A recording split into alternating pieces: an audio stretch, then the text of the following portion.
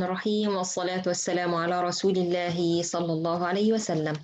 السلام عليكم ورحمة الله وبركاته. Welcome back to my channel QHE Tajweed Rules of the Quran channel in English. Today inshallah we will go through the last lesson of introduction of the Tajweed, مقدمة التجويد. This lesson is very important lesson because this mistake I will explain today, it's very clear in all the nationality.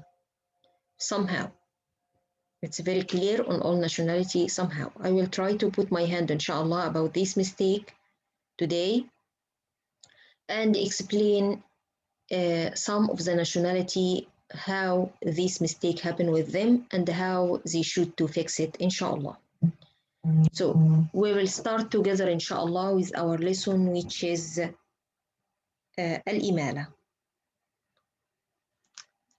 What's الإمالة mean؟ الإمالة تعريفها هو النطق بالحرف ما بين الألف والياء الصحيحتين وكذلك نطق الفتحة نحو الكسرة. Definition: sound between ألف and ya letter or make the fatha sound go to the kasra sound. Let's go together and try to make it more clear. If I imagine the alif is up, it's go up. When I say ba, ta, fa, so the sound is go up. My mouth should to open in that way all the time. What that way is? My mouth should to open this way only. In the way of a chin and in the way of the nose. Nose and the chin only. To sound right alif.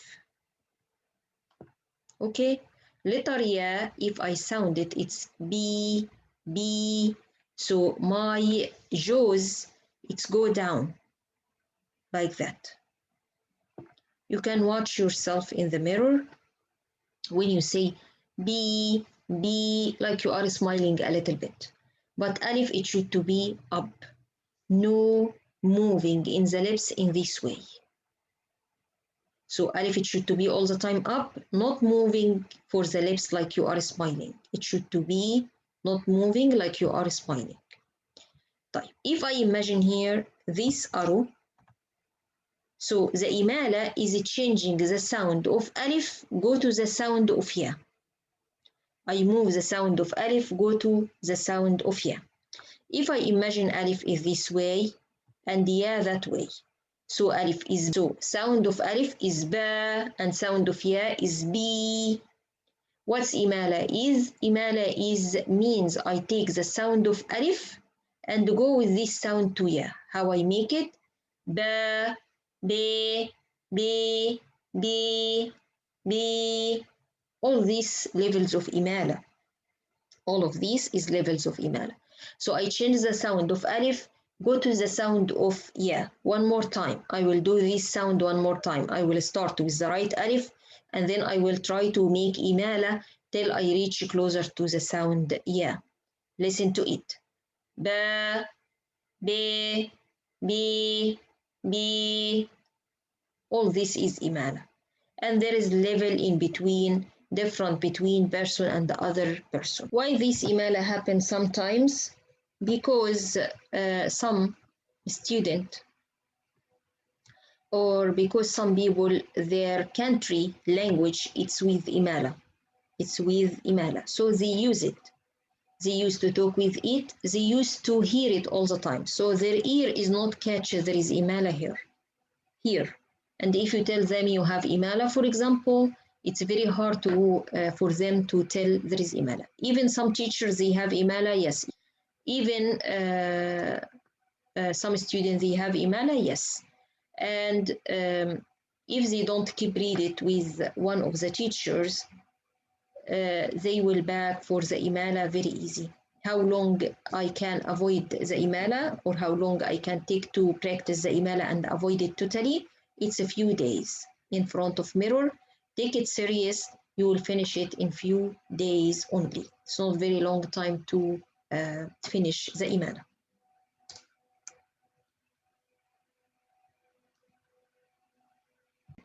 So if I imagine the green arrow here is alif and pink arrow is ya, so in between both of them but closer to the alif, I will have the first kind of imala and we call it little imala, imala صغرى. And this is not in the Hafs way at all. Hafs way doesn't have any kind of imala. Arab in the back, some of them, they have imala in their language, and some of them, they have no imala at all. Quraysh doesn't have imala at all. So in Hafs way, we don't have little imala. In Warsh, we have some. If I go more here with the alif to the sound of ya, I will have big imala, imala kubra, and the Hafs doesn't have any word in his way with imala kubra, big imala, except one word, we will know it right now. So between these two arrows, we can find different levels of imala. We call the little imala taqleel, taqleel. And we call the big imala imala. Sometimes the teachers use word imala for both. There is no problem on that, but if you want it with the right way, the first arrow, green arrow here, it's just the taqleel. Okay? Okay, so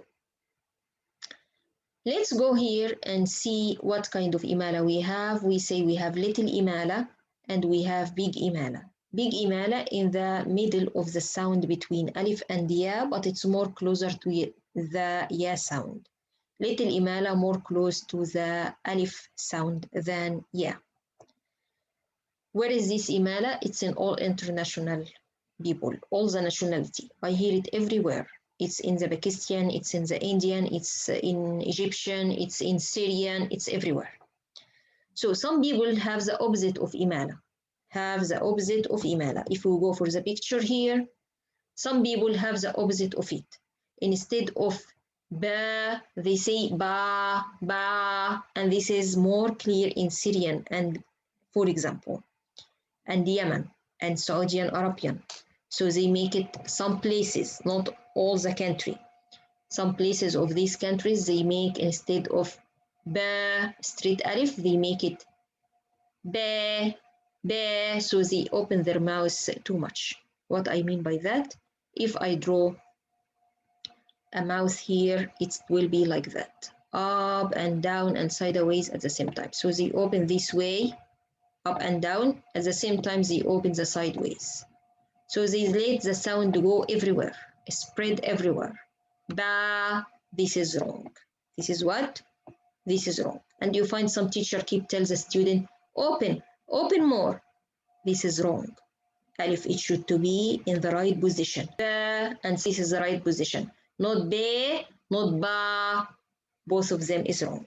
So the middle between these two sounds, this is the right one. If I have imala, how can I fix it? Very easy way. Have a mirror in your hand and look on it when you sound the letters end with alif. And be sure your lips doesn't look like you are smiling. It should to be in the regular position, open only up and down, up and down, up and down, not sideways at all. Not sideways at all. So you have to be sure there is no smiling looking in your lips. طيب, some of the students, they don't have this smile and they still have imala. This imala is coming from where? It's coming from the jaw in the back. The two molars or the two upper and lower teeth when they meet each other from the back. These two upper and lower teeth when they meet each other from the back, they should to be medium open, not very close. If it's very close to each other, it will still sound the imala. Be, be. My lips is to completely right now, and it's not smiling, but it's still there is imala. Listen. Be, be. Why? Because my teeth from the back is closed. These teeth in the back, the molars in the back, it should to be open from each other. Medium open, not too much, and it's because ba, it's still wrong. not very close. B, it's in the medium. B. So I have to be sure my teeth from the back is open from each other. It's not close to each other. I have to be sure my lips is not looks like it's a smile. Very important question here, or very important notes here. Let me say it. Can the fatha have imala too? Yes. Fatha can have imala too for two reasons. Number one, it's the daughter of alif. So if the alif has imala, the fatha can have imala too.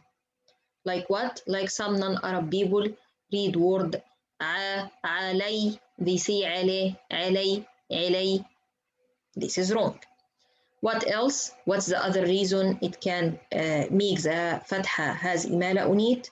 Usually the alif sakina, it's preceded by fatha. So the one who read the alif with imala, he start imala usually from the fatha before the alif. Word qala. So if he's planning to make imala, not planning, and if it's come by mistake and make imala in the alif, usually imala will start from the fatha of the qaf. He will say qala. Okay, or for example, word sha. If he's planning to have imala, he will say she. So the imala usually start in the fatha before alif, if the fatha is followed by alif. If the fatha it's not followed by alif, it still can have imala because it's the daughter of the alif. If we go here for our word in the Hafs way, it's the only word in Hafs way, it has imala, kubra, big imala, majreha, not majrehe. Why? Because this alif doesn't have imala, the imala only in that alif. Majreha, majre, re, majreha. Okay, so this is the only word in Surah Hud, verse 41. Hafsa has imala on it. What's the sign of imala in the Quran? No vowel in the letter with imala, which is no vowel in the ra here, and a dot under the ra. Before, in the back, in some Quran in the back, they wrote it this shape instead of the dot. You can see that in some Quran. You can see that in some Quran. Both of them means imala on that letter. Warsh way, it has a lot of imala in his reading. Hafs way, he just have word majreha in Surah Hud. Inshallah, this point is clear for you. Nothing hard on it. Because the imala of letter alif here, this ra, it will be muraqqaqa, majere, not majra, majere. Okay? So in the rules of the ra, this ra should to be mufakhama in the regular rules. But here it will be muraqqaqa because alif is mumala, it has imala, so it will cause the ra is light. By this, our lesson for today is completely done. Jazakumullah khairan. To watch my channel QHE Tajweed Rules of the Quran channel in English. Be sure you practice this idea to avoid the imala. Imala is not right in the language, in the reading of the Hafs way. And be sure you read with a good teacher to be sure you don't have it. Alif is one of the letters you can catch mistakes on from your student on it, very easy. So be sure you read for another teacher to avoid the mistakes you can get. For non-Arab, for example, one of their mistakes, not the imala only, they make alif mufakhama. They say ba, ta. This problem is coming from the middle of the tongue. They need to put it down and relax their tongue to sound it right. Instead of ba, they should to say ba. How they make it?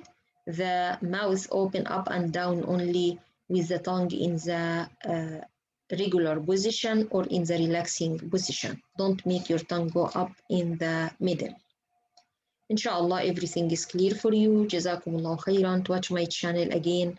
Assalamu alaikum wa rahmatullahi wa barakatuh.